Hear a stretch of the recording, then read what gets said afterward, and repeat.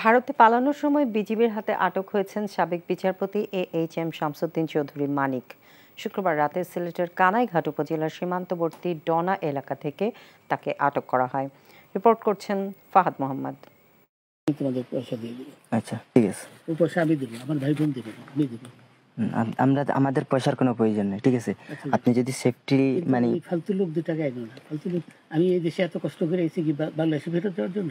জি না জানে না। আচ্ছা, ঠিক আছে। দুই ব্যক্তি সহায়তায় চুক্তির মাধ্যমে সুপ্রিম কোর্টের অবসরপ্রাপ্ত বিচারপতি AHM শামসুদ্দিন চৌধুরী মানিক ভারতে পালিয়ে যাওয়ার চেষ্টা করছিলেন। এই সময় তাকে চিনে ফেলে স্থানীয়রা। পরে তারা সিলেটের কানাইঘাটের ডনা সীমান্তের বিজিবি ক্যাম্প সদস্যদের হাতে তুলে দেন শামসুদ্দিন মানিককে। 40,000 টাকা ছিল। কালকে যে 2 জন টাকা নিছে, ওদের কাছে কত টাকা ছিল? 60-70 লাখ। আচ্ছা, 60-70 লাখ। আচ্ছা, নিয়ে গেছে। নৌকালাও সাথে নিয়ে নিছে? নৌকালা এবং ওই লোক 2 জন সাথে একসাথে নিছে? না, ওই 2 ছোকরা নিছে।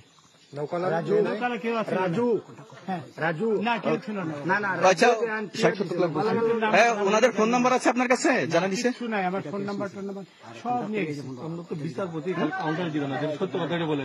আপনি কত টাকা কন্টাক্টে আসছেন? আমি 15,000 টাকা ওদের বলছিলাম, ওইটা আমি দিছি। কিন্তু পরে 2 ছেলে আমার মাইরা ধইরা এই মাইকটা কোন জায়গায় মারছে ভাইয়া? বর্ডারে আনিয়া মারছে না তারের ভিতরে? ইন্ডিয়ার ভিতরে। AHM শামসুদ্দিন চৌধুরী মানিক আপিল বিভাগের বিচারপতি ছিলেন। 2015 সালের সেপ্টেম্বরে তিনি অবসরে যান। এরপর বিভিন্ন অনুষ্ঠান ও টেলিভিশন টকশোতে কথা বলতেন শামসুদ্দিন চৌধুরী মানিক।